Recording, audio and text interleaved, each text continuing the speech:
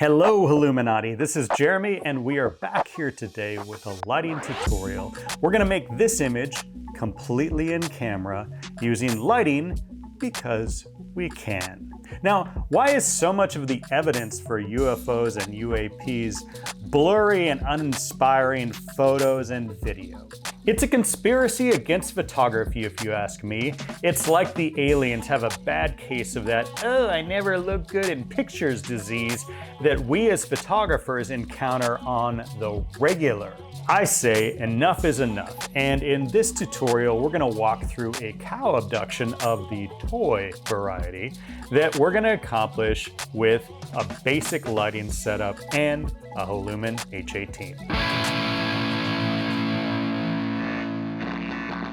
Now we're keeping our setup very simple today. We're going to be using a Halumin H18 powered by one speedlight. In this case, it's going to be a Profoto A10. We're also going to use two cube lights, these mini cube lights. These are by Small Rig, but I think a lot of people are making these now. And they have these great little magnetic attachments. So on one of the cube lights, I have a grid and a red gel, or it actually comes out more of like a violet color. And on the other cube light, we've got the little magnetic snoot, and attached to it, I've taped a blue straw. This one's actually from Culver's. I had to go on a hamburger mission just to get this baby, and I've just taped it with some basic tapes. So we're going to use this for some light painting, and what we're going to do lighting wise is a long exposure with a flash at the beginning. So the flash is going to illuminate most of the scene and freeze everything in, but then our cube lights are going to run the course of the exposure, and it's going to allow us some time to take our little blue wand here and do some light painting. You can see this is just a little magnetic adapter. It attaches, and then once the light turns on, we have like a little lightsaber with a light at the end. So this type of technique is typically referred to as light painting, and it's a great term for it because that's kind of exactly what is happening. Your shutter opens and your camera sensor is exposed. Any light that it's exposed to kind of paints onto it. So because this is going to move around against a dark background, we're going to get this blurry kind of laser looking thing, but we're not going to see anything. We're not going to see my hand or the cube or anything because those are not going to be lit and they're going to be moving. That's the basic technique. So it's 3 lights, 1 flash, and 2 LEDs. This is our lighting kit right here. The Halumin is going to be held in position by a couple of accessory legs, which is an add-on for the Halumin. They click to the body itself and they just create extension legs that will kind of hold it on its end and keep it leaning up against a table. Our effect is going to be this little misting machine I thought could add a little atmosphere. It's just like $14 on Amazon, and you drop it in a little tub and it just creates a mist, just to give it something to make it look less like a model and more like a realistic scene. Even though we're not really going for realism, we're certainly going for a created scene. The color is not going to look real, but it's a UFO flying in the sky, so we have some creative liberties to play with to make it look more sci-fi. Our props for this include our cow. If you need a cow, you can probably find a toy cow somewhere. It seems like it's a pretty common thing that they make out of plastic. And then this is our flying saucer. I 3D printed this. I just downloaded a free file and printed it out and then spray painted it silver and mounted it on this little piece of all thread. It just connects to one of my lighting stands, and then I can position it however I want it. So it's going to be hanging over the cow and creating this scene like the saucer is getting ready to suck the cow up into the craft. So those are our props. Now, where do we start? Well, the first thing that we do is we set up the Halumin H18. We take it out of its case, unfold it, and put the accessory legs onto it, get those to the right height. We set up a small table and we're leaning the Halumin against the back of that table. So what that's gonna do is it's gonna give us a space to put the cow on that's going to be in the foreground, the downstage side of the Halumin. It's going to make the cow mostly silhouetted, but give it enough of an edge so you can tell it's a three-dimensional element. I wanted the scene to look very dark and mysterious, so I wanted the surface the cow is standing on to not have a whole lot of personality to itself. So I got this activated charcoal. It's made for like fish tanks and stuff to filter the water through, but it's just a black kind of granular substance that looks like black sand.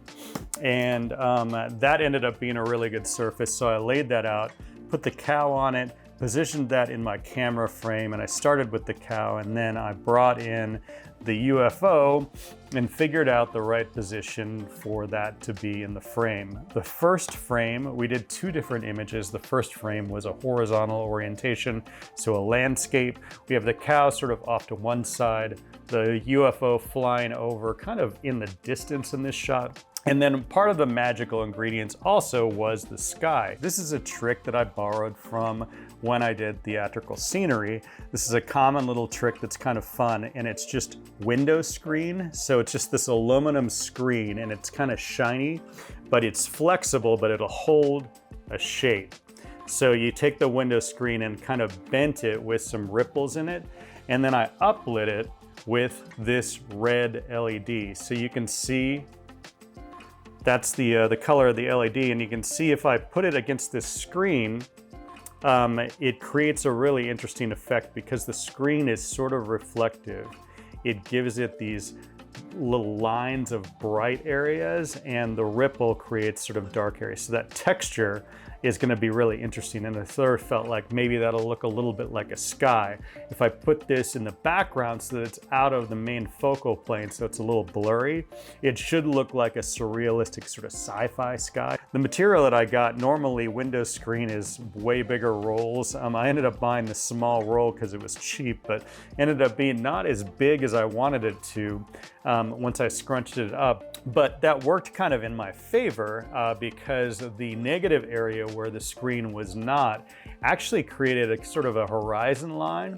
So even though there's nothing below the screen or nothing above the screen, it almost looks like the screen itself is the clouds, and where the clouds end might be the dark sky or might be the extended landscape, and it's just sort of a negative, no detailed, like sort of silhouette shape. So that ended up working out really well. I bent the screen and I put it on a C-stand to hold it in the back. If you're doing something like this and you don't have a lot of photography gear, the C-stand's not essential, it was just available. You could literally staple the screen to a wall or anything, just sort of hold it up behind there. And I think it's a great effect for this type of sort of surrealistic sky, and it takes that color really well. We have the screen set up, we've got the cow in place, and we've got the Halumin H18 set up in the right spot. I've opened up the light control ring so that it faces towards the camera, outward towards the cow, just so it allows more of that light to come out and illuminate the edge detail of the cow. So it widens that light plane out a bit. Our camera is set up and I'm using a 70 to 200 zoom so I can get back and I can kind of compress that a little bit. Because there's distance between the cow and the UFO, it'll make the UFO look a little bit bigger in the exposure, so I find that really helpful. And then I've just got to figure out where that mister can go to give the fog. It was a little bit of a trick because there was kind of a current of air in the room, and it seemed like wherever I was standing was the wrong place and pushed it in the other direction. So I sort of just started wafting it, fanning it really lightly with a piece of black wrap, and that worked really well because you just need a little bit of air movement, and that mist kind of flowed over it, and it just created a little bit of an effect that made it look something, it gave it some movement and gave it some atmosphere. It's a really subtle thing, but I think that it plays really well in the image. So once I turn the lights off, I set the exposure to the correct exposure for the LEDs because they're going to burn into the exposure as long as that shutter is open. So if that exposure was too long, these would create too bright of a light, and if that shutter was too short, they would be dim and you wouldn't be able to see them. So the place that you start is when you're shooting with a mixture of flashes and constant light, is you dial in the exposure based on the constant light, because the flash just does its thing. It pops on, pops off, and it's done. We're doing a 3-second exposure, and a part of the trick of this was just figuring out how to work with this and because I had to bring it in, the way the light turns on, it didn't give me a lot of time to turn the light on because I have to click it and then click it 3 more times to get it to the right intensity. And so I had to have it on to begin with, and so that led to a lot of trial and error to figure out how to hold it in the right direction. But I played with it and I had some, I got it dialed in. It probably took about 20 takes, but I eventually got the right position for my laser, which was basically holding it almost completely still and then just wiggling it a little bit. I felt like that solid, thick beam behind the cow worked really well for this composition. And this is that first exposure. This is the raw version of it, and then I just did some color and contrast adjustments. I removed the piece of all thread that is holding the UFO in position, and this is the final image from that. I thought that looked really cool. That first image though looked like the UFO is kind of off in the distance and it's kind of looking for a cow. And I thought it'd be kind of fun to play and see if I had one that was actually like pulling the cow up, like it was in process, it had found the cow and it was grabbing it, it was getting ready to suck it up. So what I ended up doing was I created a vertical shot. I put the UFO way forward so that it became a little bigger, and I pushed the cow way back so that it became a little smaller. The UFO is still a little bit small, but maybe within the technology that the aliens possess, they also had like a cow shrinking thing. So as they sucked it in there and shrunk it into, because we're talking about multi-dimensional beings here, and let's be honest, they can do some stuff. So we'll just go with that. Anyway, the cow is now in the back of the Halumin, and the UFO, the saucer, is now way forward. So the saucer is sitting downstage, the cow is sitting upstage. Once I got that composition arranged so that it's now a vertical composition with the cow directly under the UFO, I played with my light wand a little bit, and it was fun, but that I thought, you know what would be cool is to give it some like sparkly effects, something that looked different than that first image where we just had a solid beam. So I had these little battery operated fairy lights from a shoot that I did a long time ago, and I pulled them out and kind of wadded them up and took them and just held them over the cow and wrapped them around. I composited those into it just because, again, I was kind of wrapping up the shoot and this was a last minute thing. I thought, oh, this would be kind of a fun little effect. So this is the raw image. That's what the single shot in camera looked like. So as you can see, all the elements are there. I adjusted the color contrast brightness and created this. I got rid of some of the parts of that exposure that, like the rod holding the UFO and stuff. Once I had this, I just added an overlay of those fairy lights on top of that beam, and this is what that looked like. So you can go with this, which is the in-camera version, or you can go with this with the squiggly lines created from those fairy lights, and take it or leave it, whatever you want. I hope you enjoyed this quick tutorial, and again, this was a very simple lighting setup. There was more complexity with sort of arranging everything and figuring out the props, but the overall lighting was basically the Halumin H18 powered by one speedlight from one side, and I thought it created the perfect environment. So just the UFO and the cow by itself on a black background looked like this.